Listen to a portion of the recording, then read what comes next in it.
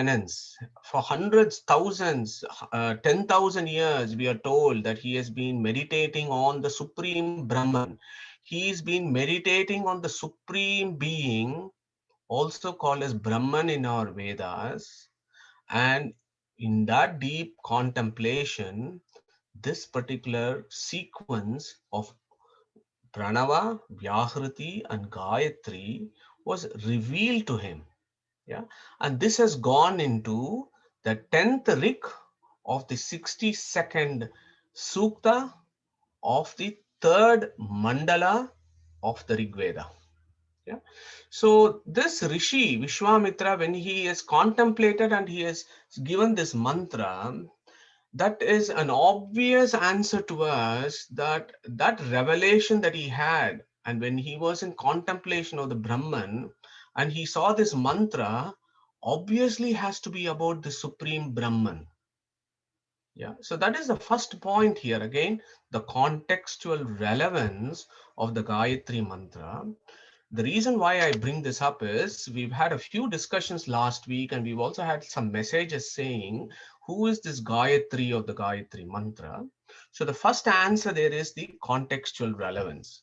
Here is a Rishi who is contemplating on the Supreme Brahman, and then he sees this mantra, which naturally has to be celebrating the Supreme Brahman.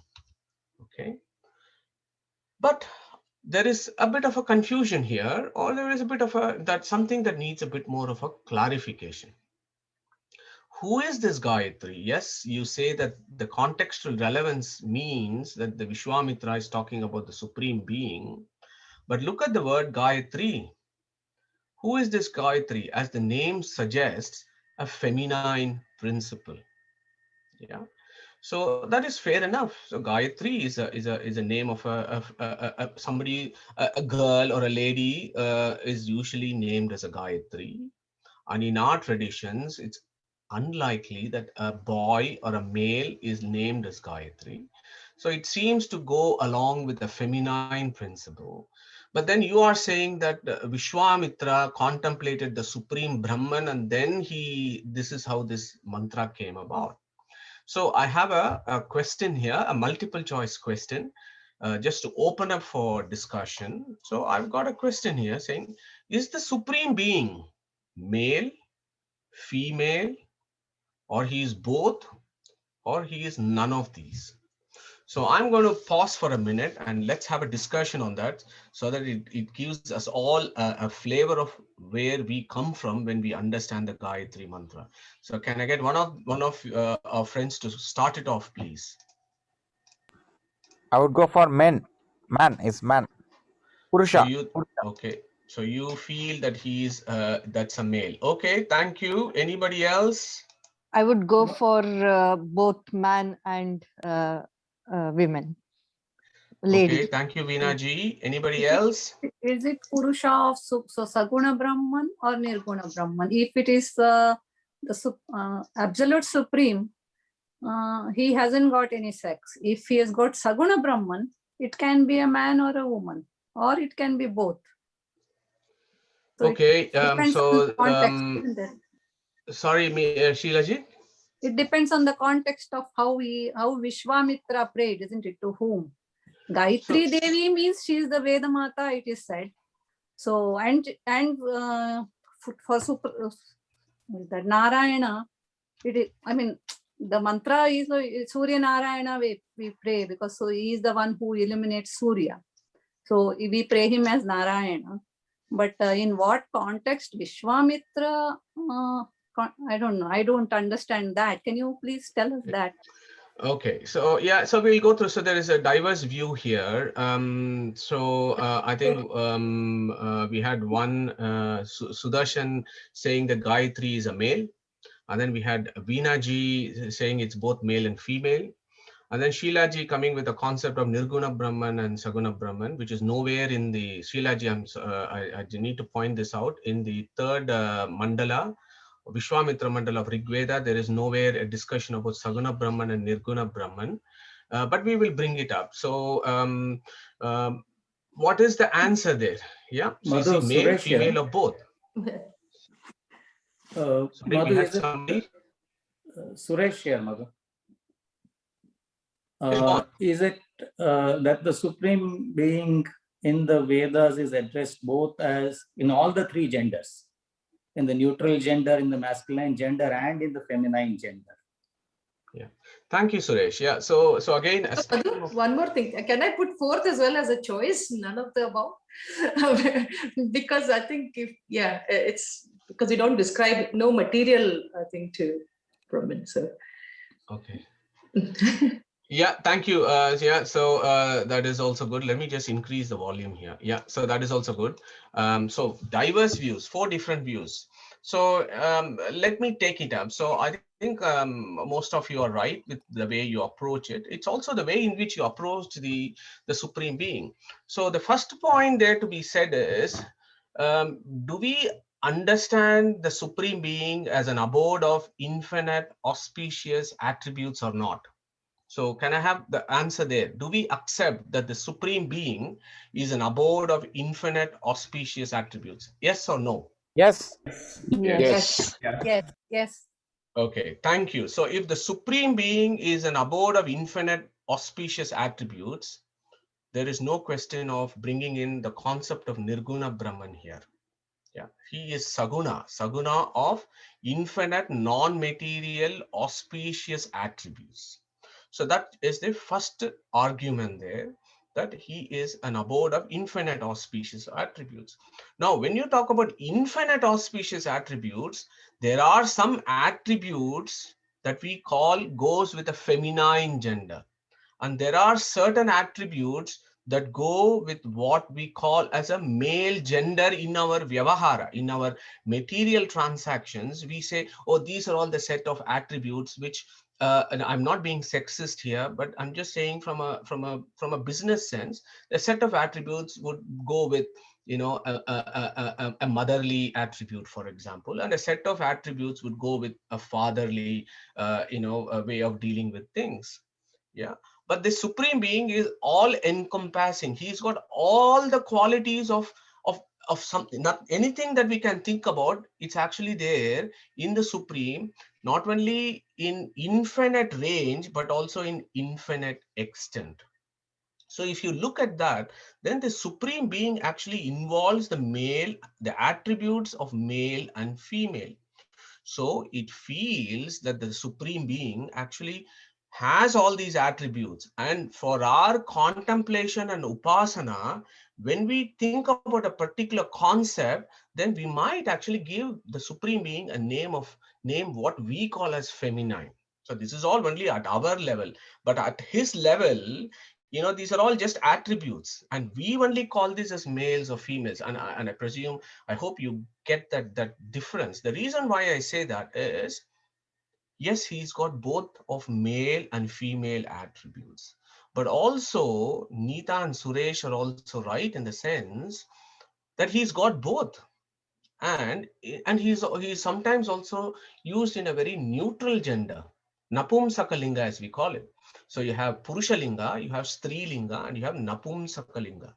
Okay, so when you talk about the Supreme, you can use certain attributes, you can worship in certain attributes that go with purushalinga, you can worship in certain attributes which would go with a strilinga, or when you worship him as having both the attributes of a male and a female, then that is what is called napumsakalinga for the Supreme. Yeah. So that is, for example, I've listed some of these words. For example, Purusha, Rama, Krishna, Vishnu, Narasimha, Vasudeva, they all have a Purushalinga. Stri, Yonihi, Suti, Prakriti, Mohini, Gayatri, Akshara, they all appear to have a feminine, they all appear to be Strilinga. But then look at our rishis, the way they describe the Supreme. They talk about Brahman, they talk about the Atma, they talk about Paramatma. This is all is neutral. There's neither male or female. So if you look at grammatically, it's quite interesting that our scriptures talk about the Supreme and praise the Supreme in all 3 ways. So male, female, and both of the above. So Neeta, none of the above really depends upon the way you look at it. If you think that it talks about both the feminine and the male together, then you could say, yes, okay, maybe none of the above. Or if you talk about not from a material aspect, not a material male, not a material female, then yes, none of the above. I wanted to introduce this concept called Ardhanarishwara. Yeah, so this Ardhanarishwara concept of Vedic philosophy, some of you will be very familiar with this. So could I have some of you to, if anybody has got any ideas or thoughts on this Ardhanarishwara in our Sanatana Dharma, please go ahead and inform us, please, and share your thoughts of who the Ardhanarishwara is.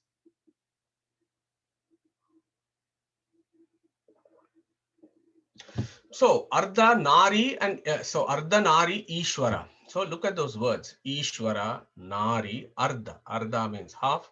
Nari means female, female attributes. Ishwaraha is a male attribute. Okay.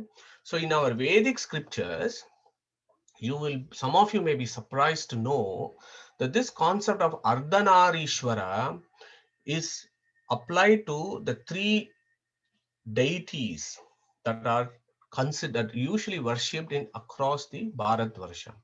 So Vishnu, of course, Chaturmukha Brahma, we don't worship him. Chaturmukha Brahma and Shiva. In the Vedic pantheon and in Vedic philosophy, all these three are celebrated as Ardhanaris. Okay. Now, the Ardhanari of Vishnu is an independent Ardhanari, which is a part of his attributes. Whereas the Ardhanari forms of Chaturmukha and Rudra are dependent on the Supreme. Yeah, is the view there. Now, the clue to that also comes from many of the names that you will be familiar with. You may have many friends with these names: Lakshmi Narayana, Radha Krishna. Oh, yeah. So those names together, why do we have these names, Lakshmi Narayana, Radha Krishna? Not just because Lakshmi is Narayana's consort, not because Krishna's consort is Radha, but actually also to give you that inner philosophy that you need to think about, that the Supreme Lord is the abode of infinite auspicious attributes that includes what we call as feminine, that includes what is called masculine.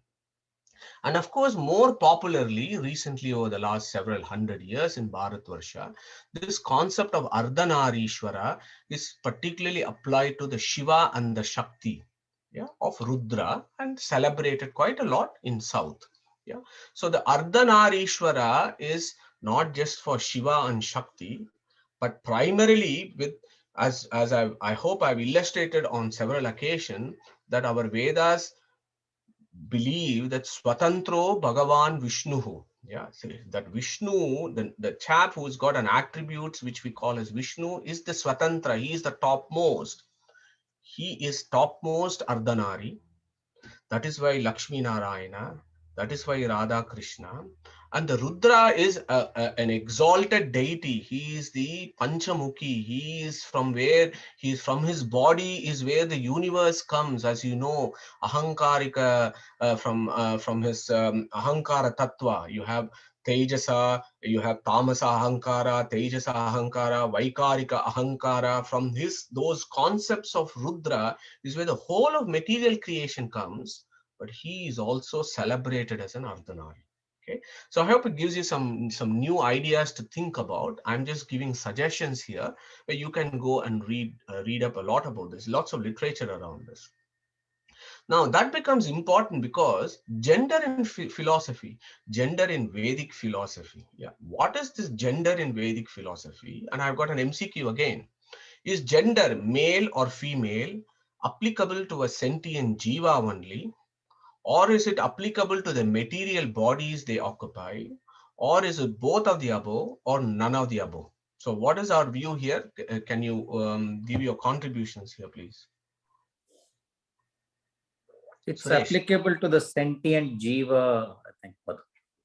Okay, thank you, Suresh. Anybody else has a different view here?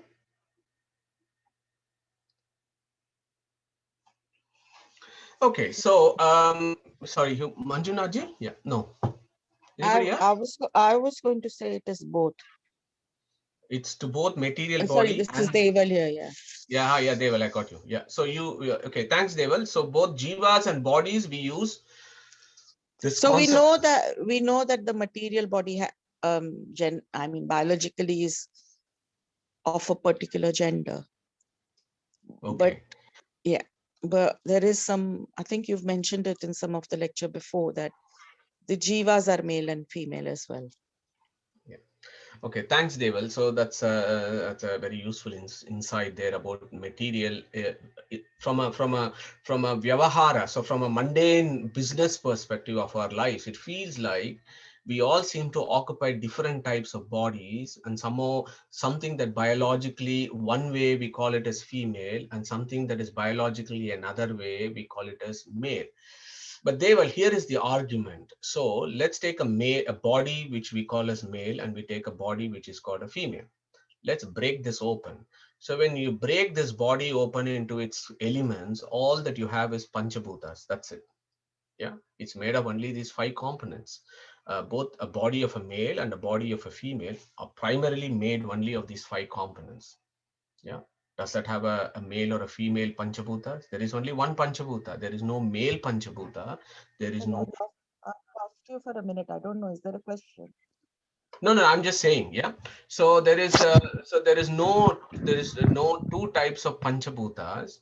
There is only one type of panchabhutas. So when we say this body is made of male and this body is female, it's very superficial. The reason why I say that is our rishis have actually thought about this problem very, very deeply, and they've understood that this material body giving genders to the material body actually does not make sense, because the bodies are eventually made of only panchabhutas. Panchabhutas are jadas.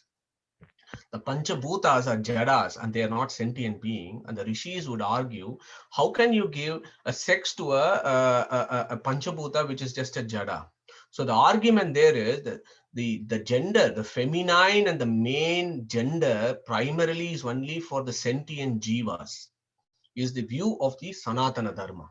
Yeah, think about that possibility. Now, the reason why I say that is our founding father, Veda Vyasa, what is his view on this? That is what matters here.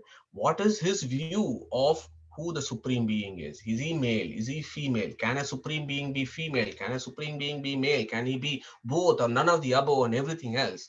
So if you want answer to that, you have to go to the Vedanta Sutras. And this is the beauty. Veda Vyasa has not left any topic for philosophical discussion. There is a particular adhikaranam called Prakritya Adhikaranam in the fourth adhyaya, starting from verse 24 to 28.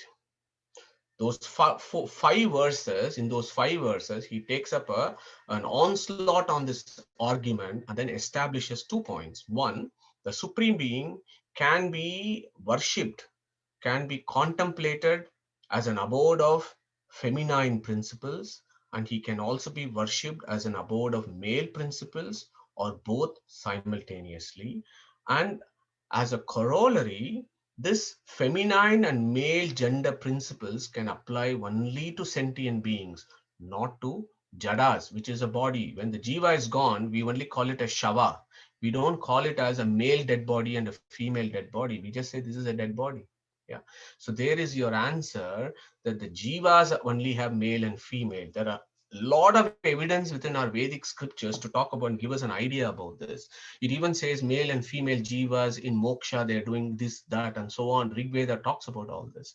So there are lots of discussions. So I will close this slide, and I hope that it elicited some interesting discussions and you're able to think about this problem a bit more. Because Gayatri, the reason why I brought this argument is Gayatri appears to be the name that suggests the feminine principle. So if you take the rules of Veda Vyasa, then yes, God can be worshipped as a feminine principle